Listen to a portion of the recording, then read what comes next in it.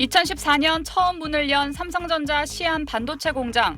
삼성전자가 외국에서 가동 중인 유일한 메모리 공장입니다. 여기서 바로 1.5km 거리에 이 공장을 통째로 복제한 공장을 세우려던 일당이 검찰에 적발됐습니다.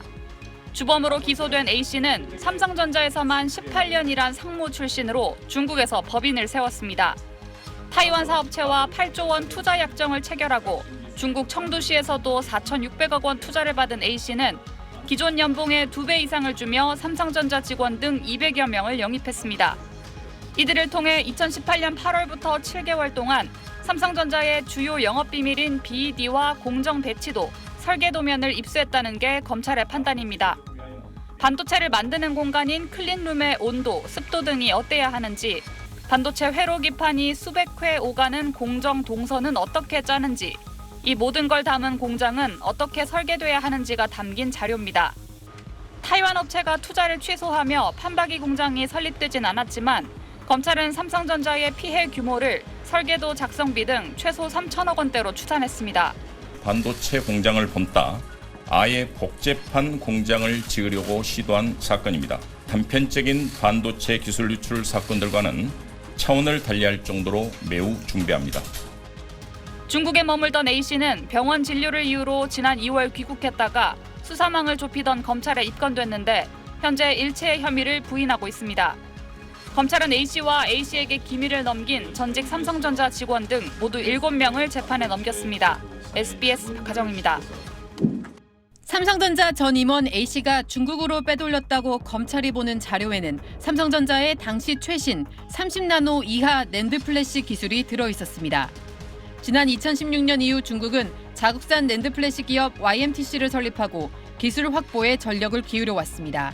유출된 기술로 실제 중국에서 공장이 지어졌다면 양국 간 반도체 기술 격차는 급격히 줄었을 가능성이 높습니다.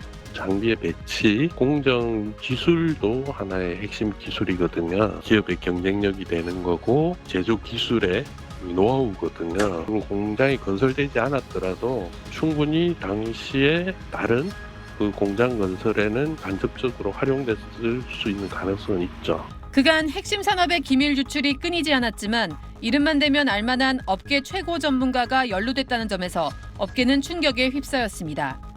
삼성전자 전 임원 A씨는 차세대 반도체 핵심 공정을 개발한 국내 반도체 제조 분야 권위자로 하이닉스로 옮겨 D램 사업의 부활을 주도하며 수율의 마법사로 불렸고 산업 훈장을 받기도 했습니다. 기업들은 기밀에 접근할 수 있는 권한을 제한하는 등 자체 보안을 강화하고 있지만 최종적으로는 직업윤리에 기댈 수밖에 없는 한계가 있습니다. 반도체 디스플레이 등 국내 기술의 해외 유출 적발 건수는 최근 7년간 142건, 피해 규모는 26조 원에 달하는 걸로 추산됩니다. 증거 부족 등으로 피고인 중 36%는 무죄, 유죄의 경우도 실형 비율은 9%에 그치고 있어 산업 경쟁력을 위협하는 국가기밀 유출 범죄에 대한 양형을 높여야 한다는 목소리가 커지고 있습니다. SBS 정연입니다. 부산의 한 물류창고에서 관세청 직원들이 커다란 장비를 압수합니다. 에어나이프라는 도금 강판 생산 설비인데 포스코의 특허 기술이 적용돼 있습니다. 밀어내는 방식으로 간격을 조절할 수 있고, 이거 밀어내는 방식이 포스코 특허고요, 이게. 이 장비를 수출하려던 업체 사무실에선 특허를 침해한 장비 도면이 발견됩니다. 에어나이프는 아연이나 알루미늄 도금 강판에 고압의 공기를 분사해 도금량을 정밀하게 조절하는 설비입니다. 포스코가 3년간 50억 원이 넘는 개발비를 들여 국산화에 성공해 관련 특허들을 등록했고 국가 첨단 기술로도 지정됐습니다. 관세청 수사 결과 포스코 협력업체에서 근무했던 A씨는 에어나이프 개발 참여자 등을 영입해 특허를 도용한 복제품을 만들었습니다. 4대는 이미 35억 원에 이란 업체로 팔려나갔고 3대는 이번에 해외 수출 직전 압수된 겁니다. 국정원 산업기밀보호센터로부터 특허 기술을 무단으로 도용하여 만든 장비를 해외에 불법 유출하려 한다는 정보를 입수하고 즉시 조사에 착수하여 A씨는 특허권 침해 문제가 불거질 것을 우려해 수출 물품명을 에어나이프가 아닌 코팅 장비로 위장했던 것으로 드러났습니다. A씨 등 5명은 특허법 위반 혐의로 검찰에 송치됐습니다. 관세청은 이번에 적발한 에어나이프 3대가 수출됐다면 해외 철강사가 최대 6,600억 원의 부당이득을 얻었을 것으로 추산했습니다.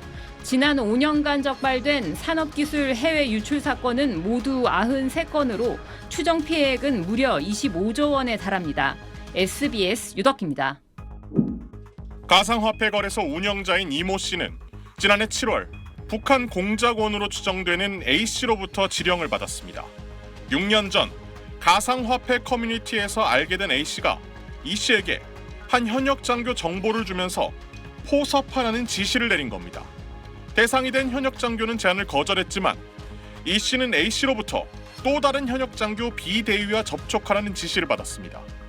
이 지시에 따라 지난 1월 이씨는 B 대위에게 시계형 몰래카메라를 택배로 보내고 B 대위는 이 몰래카메라를 소속 부대 안으로 반입했습니다.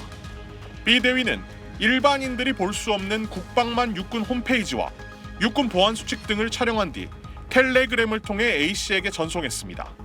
이씨는 A씨가 원격으로 해킹 작업을 할 수 있도록 USB 형태의 해킹 장비인 포이즌 탭 부품도 구입했습니다. B 대위는 한국군 합동 지휘 통제 체계인 KGIX 로그인 자료 등을 빼돌렸는데 원격 해킹 작업이 이뤄지기 전에 이들이 검거됐다고 군과 경찰은 밝혔습니다. KGIX는 합참이 각 군을 지휘하기 위한 체계로 북한군 동향이나 우리군 대응 등 2급 이하의 기밀이 보고되는 시스템입니다. 실제로 원격 해킹이 이루어졌다면 군사 기밀이 대량 유출될 수 있었습니다. 이런 간첩 행위에 대한 대가로 이 씨는 7억 원 상당, B 대위는 4,800만 원 상당의 가상화폐를 받았습니다. 군과 검찰은 오늘 이 씨와 B 대위를 구속 기소했고 이들에게 지령을 내린 A 씨의 신원을 추적하고 있습니다. SBS 소환욱입니다.